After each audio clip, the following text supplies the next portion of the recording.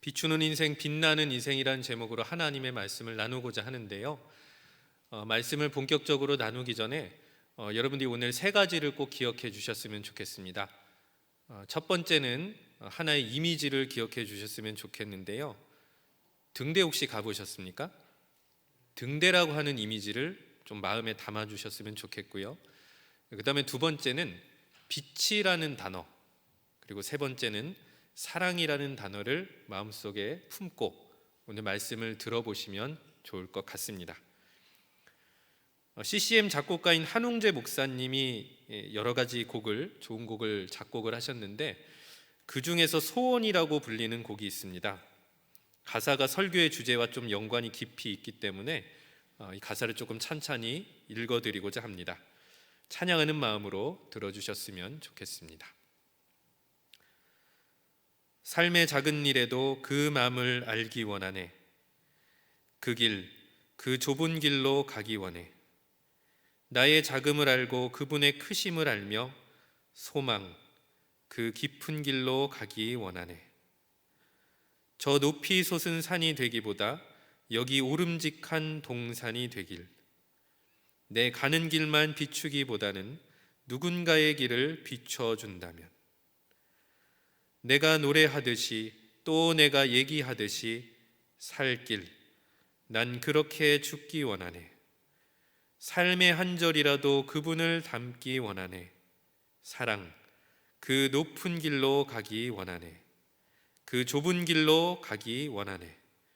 그 깊은 길로 가기 원하네. 이 아름다운 가사에서 제가 제일 인상 깊었던 구절이 있었습니다. 가운데에 나오는 내 가는 길만 비추기보다는 누군가의 길을 비춰준다면. 정말 아름다운 가사가 아닐까 싶습니다. 세상에는 두 종류의 사람이 있다라고 볼 수가 있습니다. 첫 번째 사람은요, 자기만 빛나려고 하는 사람이 있습니다. 자기가 너무 빛나고 싶은 나머지 다른 사람을 어둡게 만드는 것조차도 신경을 쓰지 않는 거죠. 무조건 사람들의 관심과 사랑이 자기를 향해서만 쏟아지기를 원하고 자기가 빛나지 않는 자리는 그냥 회피해버리는 그런 사람이 있을 수가 있습니다. 두 번째 사람도 있습니다. 이 사람은 어떤 사람이냐면 누군가를 끊임없이 비추어 주려고 하는 사람입니다. 심지어 자기 자신을 불태울지라도 내가 그 불태우는 그 빛을 통해서 어두운 사람에게 희망을 심어주고자 하는 사람, 그 사람이야말로 비추려는 사람이다라고 말할 수가 있을 것입니다. 자, 그렇다면 그리스도인은 과연 빛나는 존재로 살아가야 하는 것인지 아니면 남을 비추려고 살아가는 존재인지를 한번 생각해 보아야 할 것입니다. 그리고 교회도 마찬가지겠지요. 세상 속에서 빛나려고만 하려고 하는 것인지 아니면 어두운 세상을 밝게 비추려고 하는 것인지 이것을 우리는 생각해 보아야 될 것입니다. 선후관계를 저는 이렇게 정리해 보려고 합니다. 누군가를 비추려 하는 그 사람이야말로 빛나는 사람이다. 누군가를 비추려 하는 인생이야말로 빛나는 인생이다 라는 것입니다. 그렇다면 비추는 인생이란 어떤 인생이겠습니까? 누군가에게 희망을 건네줄 수 있는 사람, 그러한 인생을 사는 사람을 비추는 인생이라고 할 수 있을 것입니다. 제가 서두에 등대를 한번 마음속에 떠올려 보라고 말씀을 드렸습니다. 자, 그러면 등대라는 건 과연 어떤 목적으로 지어졌을까요? 기록상에 보면은요, 북아프리카의 리비아라고 하는 나라가 있습니다. 고대 리비아의 선원들이 해안선을 항해하는데 해안선이 다소 이렇게 거칠다 보니까 탑을 세우고 거기에 이제 등불을 밝힌 것이 기록상에 남아있는 등대의 시초라고 합니다. 자, 그럼 결국 등대는 밤을 밝히고 안전한 항해를 보장하기 위해서 존재합니다. 다시 말해서 등대가 필요한 때는 낮이 아닙니다. 밤에 필요합니다. 그리고 다시 한번 말씀드리면 등대는 맑은 날씨에 필요한 것이 아닙니다. 오히려 안개가 끼고 무언가 앞이 잘 보이지 않는 굉장히 항해하기 어려운 날씨에 등대는 그 존재 가치를 발할 수가 있는 것이죠. 또 한 가지, 등대는 평탄하고 평평한 해안선에는 굳이 설치할 필요가 없을 것입니다. 연안 항해를 하더라도 그 해안선이 아주 복잡하여서 항해하기가 까다로운 지형이야말로 등대가 설치되기에 적합한 장소일 것입니다. 지금 우리는 불확실한 시대를 살고 있습니다. 그리고 어두운 시대를 지나고 있는 것이 현실입니다. 많은 사람들이 희망을 잃었고 그리스도인도 예외는 아니죠. 가정이나 또 사업장이나 직장에서 생활하다가 여러분들이 희망을 번번이 잃어버리고 낭망한 경험들 최근 2년 사이에 많이 있었을 것입니다. 자, 이러한 상황 속에서 그리스도인이나 교회는 과연 어떠한 사역을 추구해야 되는 것일까요? 그리스도의 빛을 비출 수 있는 영적 등대가 되어야 하는 것입니다. 오늘 본문의 저자는 어둠에 빠진 사람들에게 예수 그리스도의 빛을 비추어 주었던 훌륭한 지도자 한 명의 편지가 되겠습니다. 그 사람의 이름은 바로 사도 요한입니다. 특별히 사도 요한은 빛이라는 단어를 굉장히 자주 사용한 편이었습니다. 사도 요한이 이제 기록을 했던 책이 요한복음 그리고 요한서신서 세 종류가 있는데요. 빛이라는 단어를 얼마나 썼느냐, 복음서에 보니까 16번을 사용을 했고요.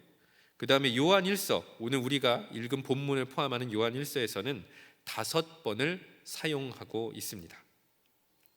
자, 그러면은 요한이 과연 이 빛이라는 단어를 어느 맥락에서 사용을 하였는가?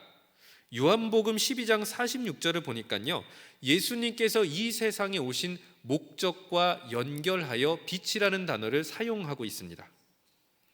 세번역 말씀으로 제가 여러분들에게 읽어드리겠습니다. 나는 빛으로서 이 세상에 왔다. 그러므로 누구든지 나를 믿는 사람은 어둠 속에서 살지 않을 것이다. 자, 예수님께서 이렇게 말씀하십니다. 나는 빛으로서 세상에 왔다라고 하는 것이고, 자기 자신을 믿는 사람은 다시는 어둠에서 살지 않을 것이다, 빠지지 않을 것이다, 거하지 않을 것이다 말씀하고 계시는 것입니다. 다시 한번 등대를 생각해 보겠습니다. 등대는 말씀드린 것처럼 야간이나 항해에 부적합한 날씨에 출항한 배들이 안전하게 항구로 도달하기 위해서 등대를 세우고 등대를 운용하는 것입니다. 이와 같이 요한복음 12장 46절은 죄와 허물로 어두움에 빠져서 인생의 항해를 제대로 항해해 나갈 수 없는 사람들, 그러한 사람들에게 빛을 비추어 주고 그들을 천국이라는 항구, 하나님이라는 항구, 예수 그리스도라는 항구로 안전하게 인도해 주시기 위해서 예수님께서 빛으로 이 세상에 오셨다고 요한복음 12장 46절은 기록하고 있는 것이죠. 오늘 이 요한복음 12장 46절의 말씀은 본문의 8절 말씀과도 그 맥락을 같이 하고 있는데요, 8절 하반절의 말씀 우리가 한 목소리로 읽어보겠습니다. 8절 하반절, 이는 어두움이 지나가고 참빛이 벌써 비침이니라. 자, 어둠이 지나가고 참빛이 벌써 비친다라고 이야기를 하고 있습니다. 그렇다면 어둠은 무엇이고 참빛은 무엇이냐? 사실 어둠과 참빛을 가로지르는 그 경계선이 되는 것이 예수 그리스도입니다. 예수님이 오시기 전에 시대가 어둠의 시대인 것이고요, 예수님이 오신 이후의 시대가 참빛이 비추는 시대다, 이렇게 생각을 해보시면 되겠는데, 여러분들이 이 말씀 이해를 위해서 한 가지 일화를 소개해 드리겠습니다. 유럽에 가면은 노르웨이라고 불리는 나라가 있습니다. 고위도 지역입니다. 북극이랑 가깝기 때문에 다시 얘기해서 매우 썰렁하고 추운 곳입니다. 이 북극과 인접한 지역에 가면은 백야 현상이라는 거 들어보셨는지 모르겠습니다. 계속해서 이제 낮이 계속되다가 밤이 계속되다가를 반복하는 그런 도시인데요. 이 노르웨이 북동부에 리우칸이라고 하는 작은 도시가 있습니다. 도시가 이제 계곡에 인접해 있는데 계곡 뒤쪽으로 병풍과 같이 길다란 산맥이 가로지르고 있습니다. 해발 한 2000m 정도 된다고 합니다. 그러니까 산지를 면해 있고 계곡 가운데에 도시가 접해 있는 것이기 때문에 이 햇빛이 지나가다 보면은 결국 이 태양광을 받을 수 없는 그 각도가 나오게 되는 거죠. 그러니까 도시가 좀 어두워지는 것입니다. 자, 그런데 문제가 있죠. 하필이면 고위도 지역이기 때문에 하루에 몇 시간 정도 태양광이 비치지 않는 게 문제가 아니라 1년에서도 상당 기간 햇빛이 비치지 않을 때가 있다고 합니다. 상당히 깁니다. 9월부터 시작해서 3월 정도까지는 태양광을 거의 받을 수가 없다고 합니다. 그런데 2013년 10월 31일 날 역사적인 사건이 일어났습니다. 리우칸 마을의 광장에 햇빛이 비추기 시작했던 거죠. 이상하다. 분명히 10월 31일 겨울이 되어 가는데 어떻게 태양광이 비춘 것인가? 기술의 발전으로 이 컴퓨터로 조정되는 거대한 일광 반사경을 이 산맥의 윗부분에다가 3개를 설치해 놓고 태양빛을 따라서 움직이도록 만든 것이죠. 그래서 태양빛을 담아서 광장에 비추도록 시스템을 설치하게 된 것이었습니다. 그러니까 일광 반사경이 설치되면서 어찌 보면 새로운 시대가 열리게 된 것이죠. 그 전까지는 어떤 시대였냐? 리우칸이라는 도시는 6개월은 밝게 태양빛을 쬐면서 지내다가 6개월은 태양빛 없이 사는 6개월 밤, 6개월 낮, 이 어둠과 낮을 계속해서 반복해서 살아낼 수밖에 없었던 상황이었는데 일광 반사경이라는 존재로 말미암아서 1년 12달 태양광을 받을 수 있는 도시로 변했다라는 것이죠. 다시 한번 8절 하반절로 돌아가면은요, 어둠이 지나가고 참빛이 벌써 비쳤다라고 하는 것은 참빛으로 오신 예수 그리스도를 통해서 이제는 빛의 시대가 활짝 열렸다라고 하는 뜻을 담고 있는 것입니다. 자, 그런데 그 빛으로 오신 예수님께서 이제는 승천하셨습니다. 빛의 시대가 시작이 되었는데 예수님은 승천하신 것입니다. 그렇다면 과연 그 예수 그리스도의 빛을 계속해서 이 어두운 세상에 반사시켜야 할 존재가 누구냐라고 하는 것이죠. 그것이 바로 여러분들이고 교회인 것입니다.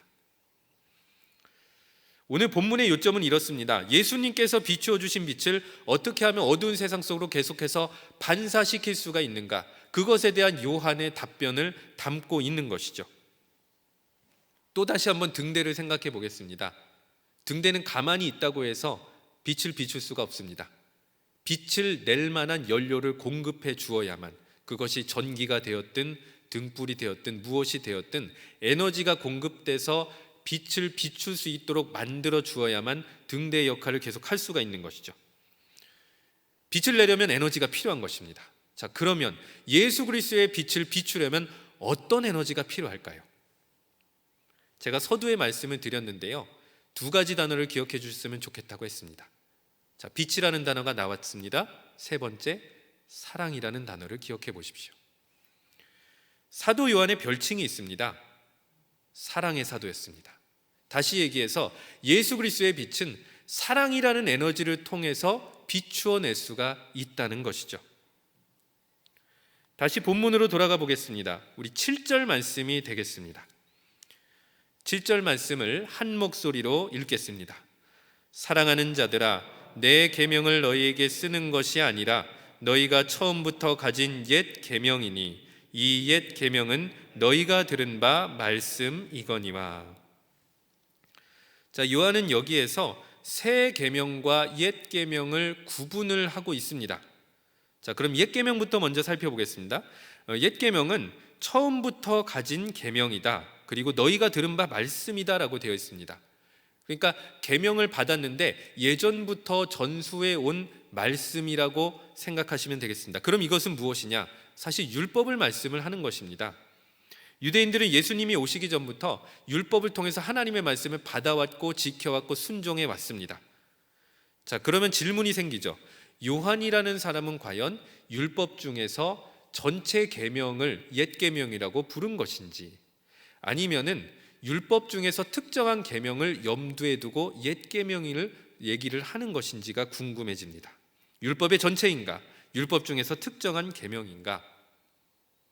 우리가 이것을 힌트를 얻기 위해서는요, 예수님과 어느 율법 교사의 논쟁으로 돌아갈 필요가 있습니다. 마태복음 22장 36절 새번역으로 제가 여러분들에게 읽어드리겠습니다. 율법 교사가 예수님에게 이런 질문을 합니다. 선생님, 율법 가운데 어느 계명이 중요합니까? 그런데 사실 이 본문의 맥락을 보면은요, 율법 교사는 미끼 질문을 던진 겁니다. 순수하게 물어본 것은 아니었습니다. 예수님께서 계명, 그 중요한 계명이 어떤 계명인지 말하는 것을 들어보고 율법 교사나 종교 지도자의 편에 설 수 있는 사람인지 아니면 반대에 있는 사람인지를 가늠해 보기 위해서 미끼로 질문을 던진 거였습니다. 그렇다면 율법 교사나 종교 지도자들도 나름대로 당시 율법 중에서 중요한 계명이 무엇인지 정의 내리고 있다는 뜻이겠죠. 그럼 그것이 무엇이었느냐? 크게는 한 3가지 정도로 볼 수 있습니다. 첫 번째는 안식일법이고요, 두 번째는 할례법이고요, 세 번째는 정결법입니다. 저는 그 중에서도 오늘 정결법을 조금 여러분들과 그 내용을 좀 이야기를 나누어 보려고 합니다. 정결법이라고 하는 것은 원래 취지가 이렇습니다. 삶의 모든 영역에서 하나님 앞에 거룩하고 성변된 삶을 살아야 한다라는 취지로 정결법이 만들어졌고요. 그 핵심 본문은 레위기 11장에서 16장이 되겠습니다. 그 외에도 조금 여러 군데 흩어져 있습니다만, 그러면 과연 이 정결법을 어디에서부터 지켜야 되느냐? 가령 식생활입니다. 밥 먹기 전에 손을 닦는다든지 하는 여러 가지 규례가 있겠고요. 주거 생활에 관련된 것도 있습니다. 심지어 옷 입는 것, 의복 생활에 대해서도 있겠고요. 그 다음에 위생과 관련된 내용도 있습니다. 그러니까 정결법은 사실 생활 전반에 골고루 퍼져 있고 지켜야 되는 법이었습니다. 그런데 예수님의 시대에 조금 변경된 사항이 있었습니다.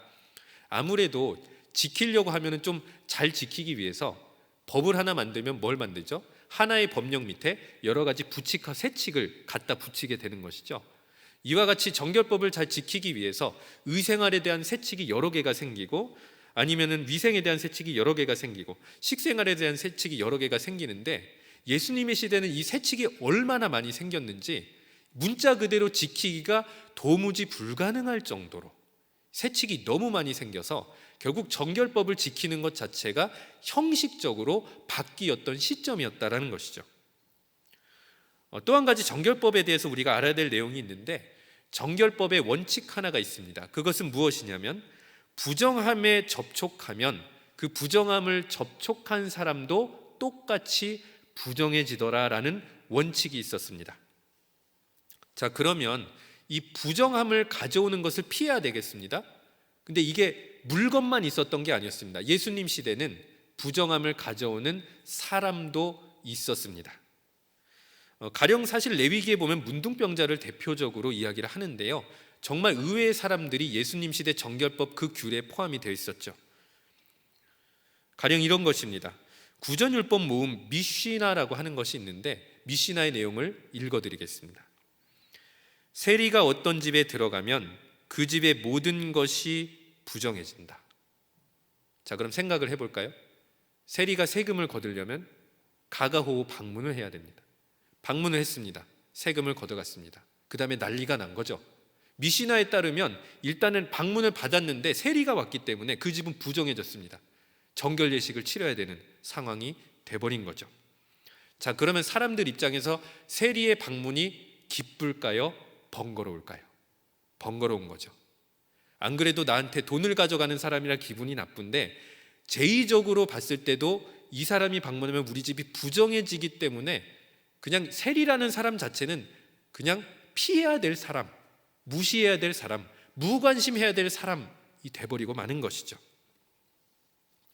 자, 그럼 예수님 시대 정결법이 사람들의 생활상을 어떻게 바꾸었느냐? 내가 사랑해야 될 사람, 내가 관심 가져야 될 사람, 내가 챙겨야 될 사람과 내가 피해야 될 사람, 내가 무관심해야 되고 비난해야 될 사람을 갈라내버리는 정도로 악용되기 시작했다는 것이죠. 분명히 법은 선한 의도로 지어졌습니다. 그런데 사람들의 왜곡된 마음이 이 정결법을 악용하기 시작한 것이죠. 율법교사의 질문, 과연 율법교사가 안식일이나 할례나 정결법 중에서 어떤 법을 염두에 두었는지, 아니면 그 전부를 사실 염두에 두었을 수도 있을 것입니다. 어찌 되었든 예수라는 사람도 우리가 중요하게 여기는 그 법을 중요하게 여겨야 되지 않는가 질문을 던졌는데, 예수님께서는 참 기가 막힌 답변을 하셨습니다. 36절부터 40절 말씀 세 번역으로 여러분들에게 읽어드리겠습니다. 예수께서 그에게 말씀하셨다. 내 마음을 다하고 내 목숨을 다하고 내 뜻을 다하여 주 너의 하나님을 사랑하여라 하였으니 이것이 가장 중요하고 으뜸 가는 계명이다. 둘째 계명도 이것과 같은데 내 이웃을 내 몸과 같이 사랑하여라 한 것이다. 이 두 계명에 온 율법과 예언서의 본뜻이 달려 있다. 예수님은 어떤 특정한 법을 거론하지 않으셨습니다. 율법 자체의 제일 중요한 계명을 요약해 주신 것이죠. 율법의 전체 뜻을 요약해서 설명을 하신 것입니다. 첫 번째 요약입니다. 마음과 뜻과 정성을 다해서 힘을 다해서 뜻을 다해서 하나님을 사랑하라는 계명. 그리고 두 번째, 이웃을 사랑하되 내 몸과 같이 사랑하라는 계명이었습니다.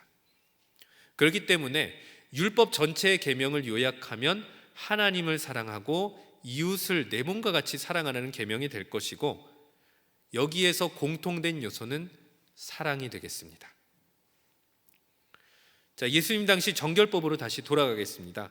정결법을 지킨다는 명목으로 부정한 사람과 거룩한 사람을 갈라냈고, 부정한 사람을 비난하거나 피하거나 무관심하거나 외면했습니다. 자, 그럼 이러한 상황에서 과연 예수님께서 말씀하신 내 이웃을 내 몸과 같이 사랑하라는 말씀에 순종할 수 있었겠습니까? 근데 사실 예수님께서는 본보기를 보여주셨습니다. 복음서에 보면은 예수님의 별명이 이렇게 설명이 되어 있습니다. 죄인과 세리의 친구다. 자, 그럼 예수님께서는 당시 부정하다 여긴 사람을 피하거나 외면하시지 않으셨죠. 오히려 그 집에 적극적으로 방문하셨고, 그리고 그 부정한 사람을 죄사함을 선포하시고 정결케 하셨던 것입니다. 예수님의 방식, 그리고 율법교사와 종교 지도자의 방식이 매우 차이가 있었습니다. 바로 그것을 가능하게 했던 것은 예수님 마음속에 있었던 사랑의 힘이었다는 것이죠. 다시 본문으로 돌아오겠습니다. 요한은 옛 계명을 말했습니다.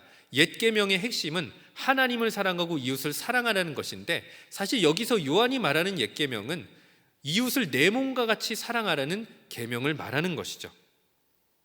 자, 그런데 요한은 8절에서 다시 한번 이렇게 표현을 합니다. 너희에게 새롭게 다시 새 계명을 써서 보낸다라고 말씀을 하고 있습니다. 자, 그렇다면 요한이 말하는 옛 계명은 우리가 이해를 하게 됐는데, 새 계명이라는 건 과연 무엇인가? 이건 역시 요한의 또 다른 말씀 구절을 찾아봐야 될 것입니다.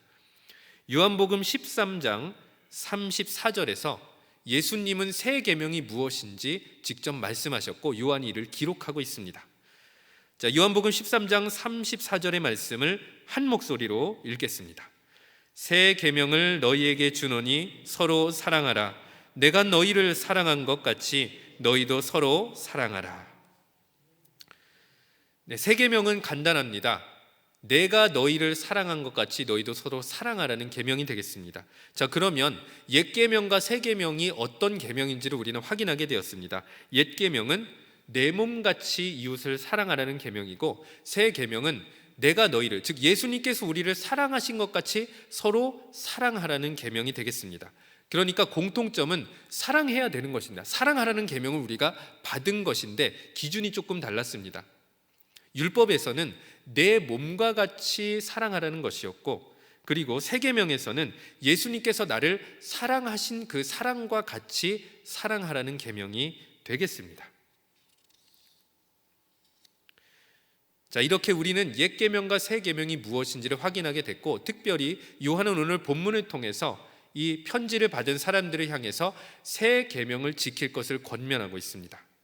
자, 그렇다면 새 계명을 좀 구체적으로 어떻게 우리가 정의해 볼 수가 있을까요? 여러 가지로 우리가 생각해 볼 수 있겠지만, 저는 요한의 삶에서 그 소스를 찾아보았으면 좋겠습니다. 이 사도 요한의 삶에 대해서는 후세대 교부들이 많은 기록을 남겼다고 합니다. 그 중에서 2세기에 활동했던 알렉산드리아의 클레멘스라고 불리는 교부가 있었습니다. 이 사도 요한에 대해서 다음과 같은 증언을 남겼다고 합니다. 이 사도 요한이 노년에 신방 여행을 했습니다. 험한 지역을 이제 가로지르기 위해서 이 산등성이를 넘어가는 중이었습니다. 열심히 이렇게 수행자들이랑 같이 신방을 가는 길에 산등성에서 산적을 만난 겁니다. 위기가 다가왔습니다. 본인은 이렇게 늙어가지고 도망갈 수도 없고, 그렇다고 칼싸움을 할 수도 없고, 수행원들도 안절부절한 상황이 되었던 것이죠. 그런데 요한이 저기 멀리서 앞장선 이 산적 두목을 보니까 어딘가 본 것 같은 사람, 익숙한 사람이었던 겁니다. 기억을 떠올려 봤습니다. 그랬더니 요한이 예전에 복음을 전해서 회심해서 교회로 인도했던 그 사람이 산적이 되어 있었던 것이죠. 요한은 조금 잠시 그 자리에서 마음속으로 기도하며 고민했습니다. 내가 이 상황을 어떻게 해결해야 될 것인지 하나님 지혜를 주십시오. 그러다가 마음속에 이런 결단을 하게 되었습니다. 어떻게 해서든지 내가 저 사람을 다시 한번 도와줘야겠구나. 자, 그런데 옆에 있는 사람들, 수행원들은요, 딴 생각을 하고 있었습니다. 옆구리를 쿡쿡 쑤시고 저희 노잣돈이라도 얼마만큼 떼어줘서 이 상황을 모면합시다. 약간의 실랑이가 있었다고 합니다. 그러나 결국 사도의 말을 들어야지 누구 말을 듣겠습니까? 요한의 말을 따르기로 하고 수행원들은 저 멀찍이 앉아 있고 요한이 용기 있게 나가서 산적과 독대를 했다고 합니다. 거의 몇 시간을 그렇게 이야기를 나누고 설득해서 다행히도 강도는 요한의 이야기를 듣고 감화되어서 산적질을 그만두고 교회로 다시 돌아오게 되었다. 바로 이러한 얘기가 알렉산드리아의 클레멘스가 남겼던 요한의 일화로 남겨져 있다고 합니다. 그럼 우리는 사도 요한의 모습을 통해서 예수 그리스도의 사랑이 무엇인지를 확인해 볼 수가 있습니다. 그것은 무엇이냐면 사랑하되 끝까지 포기하지 않는 사랑이었다라는 것입니다. 예수님과 같이 서로 사랑하는 이 계명이 담겨있는 의미 중에 하나는 무엇이냐면 우리는 무슨 일이 있어도 포기하지 않고 내 앞에 주어진 한 이웃, 한 가족, 한 사람, 한 교우를 끝까지 사랑하고 기도하고 섬기겠다는 의미를 담고 있는 것이죠. 자, 이렇게 한번 생각해 볼까요? 우리는 신앙생활을 하다 보면은 신앙생활을 뜨겁게 할 때도 있지만 방황할 때도 있습니다. 여러분들이 한번 방황할 때를 떠올려 보시겠습니까? 여러분들이 방황하셨을 때 다시 교회로 돌아오셨겠죠? 그러면 여러분들은 어떤 계기로 돌아오셨을까요? 큰 틀에서 보면 하나님이 여러분들을 붙잡아 주시고 사랑해 주셨기 때문이겠죠. 그런데 세부적으로 파고 들어가면 여러분들이 이런 경험이 아마도 있으셨을 것 같습니다.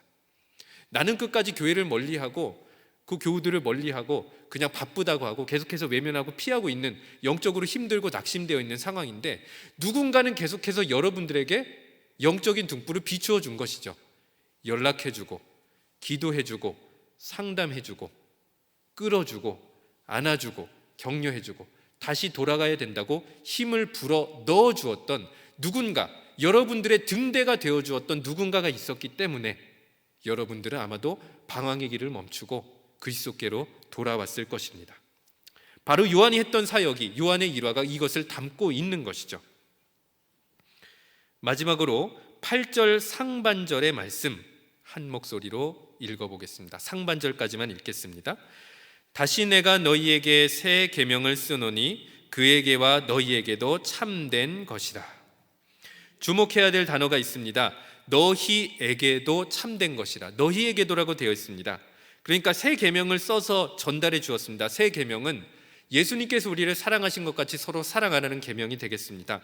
그런데 그에게와, 즉 예수 그리스도에게와 너희, 이 말씀을 받는 우리에게도 참된 것이라는 것은 무슨 뜻일까요? 새 계명이라고 하는 것은 우리에게도 진리고 우리에게도 들어야 될 말씀이고 우리에게도 순종해야 될 말씀이라는 뜻을 담고 있는 것입니다. 그러므로 오늘 본문의 말씀은 예수님께서 새 계명에 순종해서 어둠에 빠진 영혼에게 희망의 빛을 비추어 줄 그리스도인을 찾으시고 부르시고 순종을 원하시는 말씀이라고 정리해 볼 수가 있습니다. 한 가지 일화를 소개해 드리겠습니다. 미국의 보스턴이라는 도시가 있습니다. 옛날에 한 100여 년 전쯤 이 정신병동이 있었는데요. 독방에 한 소녀가 기구하게 갇힌 적이 있었습니다. 이유는 이러했습니다. 일단 어머니가 목숨을 끊으셨고요. 아버지가 있는데 자녀 2명을 계속해서 학대를 했습니다.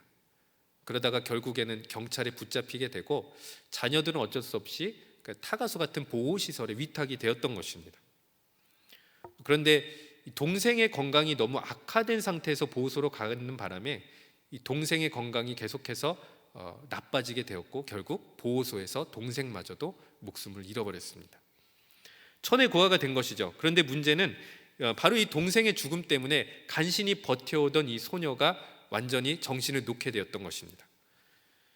그래서 실명을 하게 되었고요, 충격으로 완전히 미쳐버렸던 것입니다. 그렇게 정신병동으로 옮겨져 가긴 했는데 마음의 문이 완전히 닫혀져서 치료를 거부했던 것이죠. 바로 이러한 상황에서 간호사 중에 좀 나이가 드신 지긋한 로라라고 하는 간호사분이 계셨습니다. 제가 소녀를 어떻게 좀 잘 돌보겠습니다 라고 이야기를 했고요. 그 다음에 이제 로라가 그 소녀를 찾아가면서 치료를 시작했는데 사실 치료라고 할 수는 없었습니다. 간호사가 했던 일은 친구가 되어주는 것이었습니다. 날마다 과자나 초콜릿을 그릇에 담아서 가져다 주기도 했고요, 기도해 주기도 했고, 그 다음에 이야기책을 들려주기도 했습니다. 그런데 굉장히 오랜 시간 동안 소녀는 그냥 담벼락처럼 아무 말도 안 하고 음식도 거부하고 그렇게 보냈다고 합니다. 그리고 시간이 좀 흘렀습니다. 어느 날 딱 재방문을 해봤는데 초콜릿을 몇 개 이렇게 가져다 줬는데 분명히 본인이 가져다 줬던 초콜릿보다 몇 개가 없어진 거예요. 드디어 먹었구나. 이때가 이제 기회가 조지 이제 찾아온 거구나, 이렇게 생각을 했던 것입니다. 더 용기를 얻게 되어서 계속해서 더 가깝고 친밀하게 친구처럼 옆을 지켜주고 이야기도 들려주고 기도도 해주고 먹을 것도 건네주었다고 합니다. 소녀는 드디어 호전되기 시작했습니다. 그리고 2년이 지나자 드디어 정상인 판정을 받았다고 합니다. 그리고 시각장애 학교에 입학을 하게 되었고요, 교회에 다니면서 밝은 웃음도 되찾았다고 합니다. 그리고 학교를 최우수 학생으로 졸업하게 됐고요, 신문사의 도움으로 개안 수술에도 성공하게 되었습니다. 그리고 수술을 마치고 꽤 시간이 흐른 다음에 이 소녀가 어느 날 이제는 좀 장성하게 됐죠. 이제는 처녀가 되었습니다. 신문을 딱 봤는데 구인 광고 하나가 눈에 띄었던 것입니다.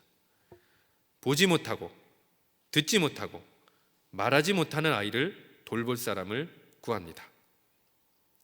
이제 장성했던 소녀는 본인이 로라로부터 받았던 은혜와 사랑을 갚을 때가 되었구나 결심하고 주변 사람들과 상담을 했습니다.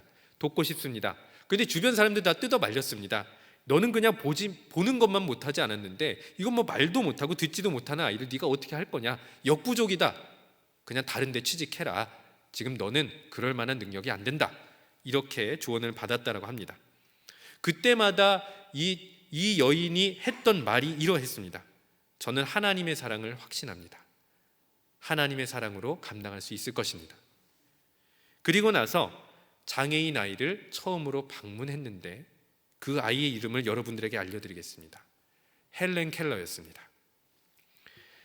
헬렌 켈러의 인생이 빛날 수 있었던 이유가 이것이었습니다. 장애를 도저히 받아들일 수 없었던 어린 시절에, 인생의 제일 어두웠던 시절에 자기를 찾아와서 돌보겠다고 결심했던 한 명의 여인 때문에 결국 헬렌 켈러의 인생이 바뀌었고 나중에는 결국 세계적인 위인으로 빛날 수 있었던 것이죠. 헬렌 켈러만큼 잘 알려져 있는 이름은 아니지만 이 선생님, 헬렌 켈러를 돌봤던 그 소녀, 그리고 그 여인의 이름은 앤 셜리번이라고 알려져 있습니다. 말씀을 정리하겠습니다. 저희는 다음 주부터 웅구역 성전 예배로 지키게 되었습니다. 여러분들 주변을 돌아보시면 예수님의 빛을 비추어야 될 많은 교우들과 이웃들과 친지들이 있을 것입니다. 그런데 우리는 늘 이런 생각을 하지요. 예수님께서 세 계명을 주셨습니다. 예수님께서 우리를 사랑하신 것 같이 서로 사랑하라고 말씀하시고 나도 알고 그렇게 사랑하고 싶은데, 그런데 그게 마음대로 됩니까? 사랑하다가 보니까, 사랑하려고 하다 보니까 한계에 부딪히신 적이 있지는 않으십니까? 그러나 여러분들 순종하려고 하니까 그 한계가 보이는 것이죠. 그런데요, 아까 제가 서두에 말씀드렸던 이 소원이라는 가사를 한번 떠올려 보시겠습니까? 내가 예수님처럼 사랑하지는 못할지라도 우리 사랑하는 교우들이 성전에 나올 수 있을 만한 오름직한 동산이 되어보는 것은 어떨까? 좀 더 기도하고 좀 더 인사하고 좀 더 섬긴다면 그것으로 충분하지는 않을까? 우리가 받은 사랑을 다른 사람에게로 반사시킬 수 있을 정도라면 그것으로도 충분하지 않을까?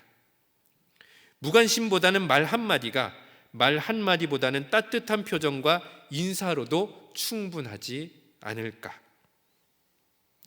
마지막으로 소원의 한 구절을 함께 읽으면서 말씀을 마무리하겠습니다. 함께 읽겠습니다. 저 높이 솟은 산이 되기보다 여기 오름직한 동산이 되길, 내 가는 길만 비추기보다는 누군가의 길을 비춰준다면. 기도하겠습니다.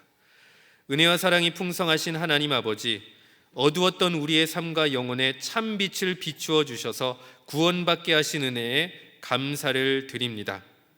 우리의 인생이 홀로만 빛나려 하기보다 누군가를 비추어 주는 일에 헌신하는 인생이 될 수 있도록 역사하여 주시옵소서. 누군가를 비추어 주는 삶이 빛나는 삶임을 기억하고 예수님과 같이 서로 사랑하는 일에 자신을 아낌없이 내어주며 다 함께 행복하게 신앙생활할 수 있는 아름다운 영등포 교회가 될 수 있도록 함께하여 주시옵소서. 이 모든 간구 우리 주 예수 그리스도의 이름으로 기도드립니다.